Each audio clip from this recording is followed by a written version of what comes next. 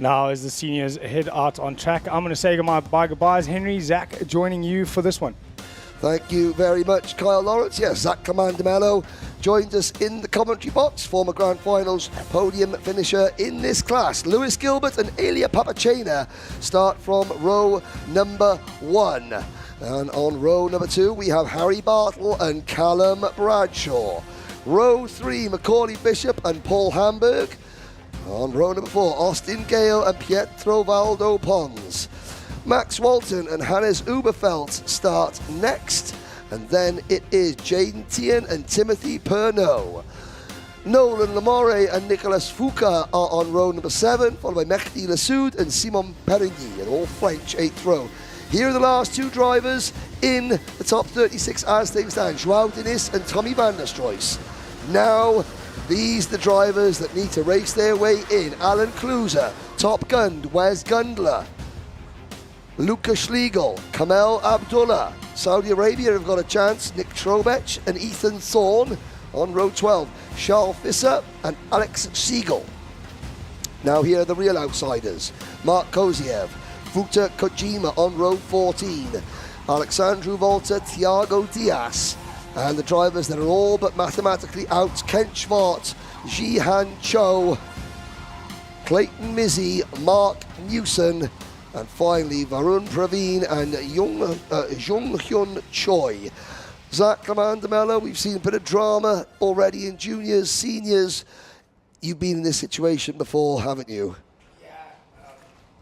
Yeah, obviously, if you're one of the guys at the front, you're just looking for a clean race now. There's going to be a lot of pressure for everyone out there, and I'm sure those guys at the back are going to be doing all they can to get to the front. I mean, they know it's do or die now. Some of these guys don't even know if they have a shot, so they just got to go out, do the best they can, and if there's any time to take a risk, it's definitely in the pre-final when you're at the back. Well, Elia Papachena is the lone Italian amongst a sea of British drivers. He's going to be feeling slightly lonely. Here we go, in the tram lines, 36 Sony carts come to the line, lights are out, we're off and racing. Papachena makes a good start, but it's Lewis Gilbert leading around turn number 1. Papachena runs a little bit wide. Oh, we're 3 wide into turn number 2. The leaders are all through cleanly, and holding our breath through the flip-flop section at turns 4 and 5. And we've had a good, clean start. A couple of drivers running wide. Gilbert, Papachena and Bartle, your top 3 at the moment. And that's not necessarily great news for drivers who need that big first lap to get into the top 36 in points, is it? Yeah, when you're at the back and you know you're fighting to get in the final and your chances may be over, you're just hoping for a crash at that point, to be honest. You want to see a few guys go off. Obviously, no one getting hurt, but you want those free positions whenever you can get them when you're fighting for your life to be in one of the biggest races in the world. Exactly. Now, these are now a 12-lap race. Oh, dear. And that's that a big was a one. spin and Timothy from Pernot. Yeah, Pernot on the outside. There. I think it was Paul Hamburg in the blue Team Estonia race suit who had spun. Whoa, Timothy Pernot. That was, you get that situation. Pernot, they're up and out of their car. Both are out of the race. But Timothy Pernot, now he was in that top, where did Timothy Pernot? He was on the 6th row of the grid. That's not great news for Pernot. No, it's going to be tough for him to make the final now, near impossible. That's definitely not what he needed, and it's always heartbreak when it's not your fault and an incident like that just happens to collect you, but that's part of the sport we do every day, isn't it? Yep, but I mean, good reactions nonetheless, because he could have absolutely centre-punched Paul Hamburg's cart there, and, you know, that's not what you want to see in kind of a full-on T-bone. But so great reactions for Pernot, but, well, 12th in point, Paul Hamburg. Also, well, he was on the third row of the grid. He could still have enough points, but it's Elia Papachena now in the race lead. The Italians, you know, we haven't had a Grand Finals in Canada. I suppose that the closest one that you've had to being on home soil was NOLA in 2013. What would you imagine, you know, when you're racing in front of your home crowd, how much does that do to you as a driver? So I think everyone's different. Surprisingly, I don't think it helps that much. For me, you know, obviously there's a lot more pressure when you're closer to home. There's a lot of family there. There's a lot of different people to perform for, whereas here, you know, there's no pressure other than your parents and everyone else around you. But But I mean, look at when you're racing in IndyCar at something like Toronto. That's when you really felt the love. Yeah, at that race, I had a huge support from Canada, which was super cool to see. But at the same time, I wanted to do the best I could for them. So, there's a mixed emotions when you race in your hometown. Well, Elia Papachena looking over his shoulder from Lewis Gilbert. Here comes Callum Bradshaw to the inside. Gilbert very smartly doesn't fight. Lets Callum go. Bartle is there into it. Pietro Valdo Pons is up into 5th position. I have to say, I think the influence of Bas Lammers and the Italian team is really showing here. Yeah, Bas obviously is doing a great job with them. He's been good in no matter what go-kart he's driven. Obviously, KZ World Champion, won Vegas, or finished runner-up in Vegas in DD2. He's a spectacular driver, and he's showing that his knowledge is paying off for Team Italy right now. We just sadly saw Charles Fisser retiring the Team South Africa kart. As we look there. So it's Italy and the UK up at the front. Max Walton is the first driver not in this league group in 7th place. Hannes Uberfeld, Mehdi Lasoud and Austin Gale round out your top 10. 4 drivers from the UK, 2 for Italy, but they're not right up with each other. They're giving each, oh dear, that is towards the back of the field. The 328 kart of Youngjun Choi was one of those drivers off the circuit. He was starting last. It's well, they're going to have a discussion over it as well.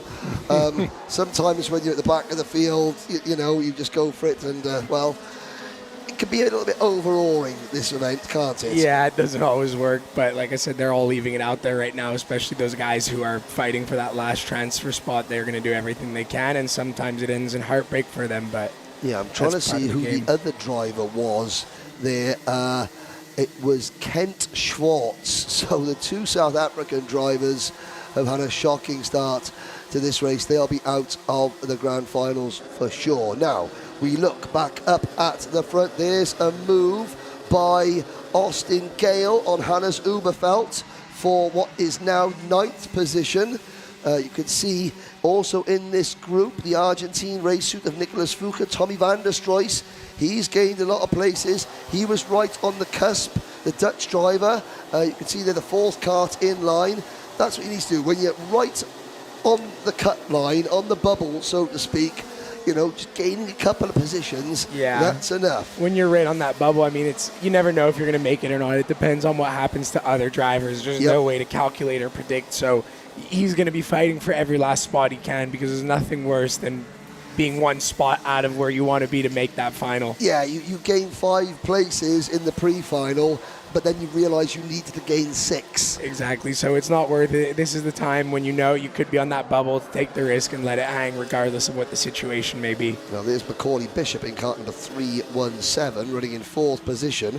Papachena doing a very good job, and I have to say, Pietro Valdo Pons, there he is. He's got that bright turquoise blue and white crash helmet, almost like the San Marino colours, of course, which is a part of a little principality inside Italy. And I'm sure that Pietro is from San Marino, but he's certainly got the San Marino, the turquoise and white colours on his crash helmet. Then there's a gap back to Lasoud and Watson. This battle just going through your screen now. So this is the battle for 9th place on back. Austin Gale, Nicolas Foucault, Nolan Lamori, Hannes Uberfeld, Tommy van der Stroys. Who else is in there? Simon Perigny and Jaden Tien as well. Lucas Schlegel for Austria at the back of this group. And this is where you see a bit more panic, Zach, isn't it? Yeah, that is where the main fight is going to be. I would be surprised to see these front guys do anything crazy right now. I mean, there's 8 of them kind of out front on their own. They all a bit of gap one to another, but this is the best position they could be in. They could breathe easy. They know they're going to be in the final. It's not worth taking a risk, so I think you'll see them stay stationary. But that group behind them, this group here, they are going to go for it. They are going to throw everything they have at it. Yeah, no, because Van der Stroys, the 4th kart in this group now, there he is in the Dutch race suit. He was the last driver currently qualified. He's made a few moves, but it can still all go horribly wrong. So he's got to be very, very careful. And he's got his countryman, Jaden Tien, behind him, trying to make a move over the curb there almost. And this goes all the way back. Oh, Austin Gale makes the move on Foucault side by side. Uberfeld, Van der Stroys to the inside. Lamore in for the Team France race suit is behind. That's the game you play sometimes with Fuka. He tried to hold the position and ended up losing 3. Sometimes, you're better off losing 1 and getting back in the fight. Yeah, rather than hanging it out there and, and trying to not lose any positions, sacrifice 1, and then, you get that back later on. But this group here, some of these drivers we will not see in the final tomorrow. This is why they have the Van der Stroys. Great move there. Now Tommy is at the front of this group. Will he relax? Not quite sure. Probably not with everyone breathing down his neck. And the trouble here is there's such a big gap to the front group that if you're the guy leading that group, you're not going to have that draft and you're always going to have to be on your toes. Now we look forward to the battle for third position. Bishop has it, then there's Bartle looking at the pole man. Gilbert going through our screen there in the 302 cart. Pietro Valdo Pons is just behind, and also in this group is Francis Mehdi Lasoud. Mehdi Lasoud, 34th in points. He is doing what he needs to do. Then you have Pietro Valdo Pons, and closing in on them behind is Australia's Max Walton. Then there's a big gap back to that group we were just looking at. We're on that 9 out of 12. And you can Max Walton is just there in the Team Australia race suit at the back of this pack. There's 6 seconds of clean track. Yeah. Just goes to show how much you can slow each other down when you're battling. Yeah, I think that's part of the reason we've seen a lot of the mid-pack guys this week set fastest laps at points. They have clear track. They're trying to move forward, whereas some of these front guys are fighting. And Mehdi Lasoud there diving in on Lewis Gilbert. Gilbert has been somewhat tentative. I mean, there's being calm, and then Gilbert's dropping back a little bit. He had the potential to start the final from pole position. However, he's now back in 6th position. I think it's not ideal. It's not what he wants, but I think at the same time he knows he's had 2 great heats, and it's not worth having an incident here and maybe potentially putting yourself way back on the grid. He's most likely through to the final, but if he has one more top 10 here, he'll be starting in that front group, and he knows he'll be in the fight in the final. Yeah, I think he's probably thinking, well, do you know what? The way that the race has panned out, anywhere in the top 10 will do just fine. Thank you very much. I'm sure he's seen as well. They have a massive gap behind him, so he just needs to keep calm and do what he's doing right now. And if he can pick up a few spots, but I don't think he wants to risk anything considering he's had amazing heats so far. Well, Elia Papachena, jokingly with him, I said, every time that you spin now, Elia, Bas Lammers is going to hit you with a stick. Bass is too nice to do that. Obviously, on the track is a different story, but off track, he's a great guy. Well, I tell you what, Callum Bradshaw, I think nice about Callum Bradshaw when you get him on track.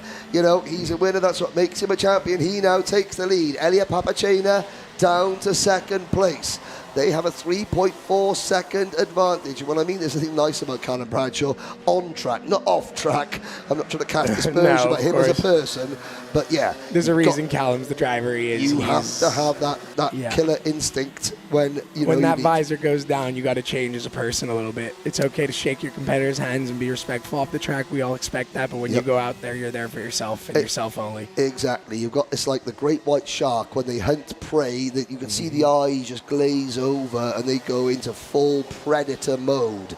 I'm sure that's what Callum's eyes are like right now. Oh, yes, because he's about to start the final lap. Papachena is 2nd, and then a long gap back to Bishop, Bartle, Lasoud, Pons, Gilbert, and Walton. Van der Stroy still runs 9th. Gale is 10th. And look. Callum can breathe easy a little bit right now. He knows he can defend, and he's not worried about that group behind catching him. He took a big look coming into 2 here, so he knows he's got enough time to defend and do what he needs to do without worrying about a 6-car group fighting him. I mean, Elia Papachena, he's going to have a look, but he's probably not going to try too hard. No, I think he's going to save it for the final. He knows he's going to be starting near the front after a result like this. Obviously, the pre-final worth a lot, and he's just drove a smart race. He knows his speed is there. He doesn't need to do anything risky. Yeah, he has indeed. Up towards turn number 12, Papachena follows him to the inside line. Bradshaw covering his line. Papachena not asking too many questions. Callum Bradshaw, 2022 Grand Final champion in seniors, takes pre-final A. victory. Papachena second. Macaulay Bishop finishes third ahead of Harry Bartle. Mehdi Lassoud, good drive. That guarantees the Frenchman a place in the final. Pietro Pons, Max Walton, Gilbert down to 8th. And then it's Tommy van der Stroys. He does enough to get in. Austin Gale will also make the final for sure. Behind the top 10, Nicholas Fuka finishing in 11th. Then it's Jaden Tian, Nolan Amore 13th. They're all pretty safe. Nick Trobech, he has gained 9 places to 14th. That might be enough. Uberfeld is 15th. Then it's Lucas Schlegel. Wes Gundler from 20th to 17th. Top Gunned.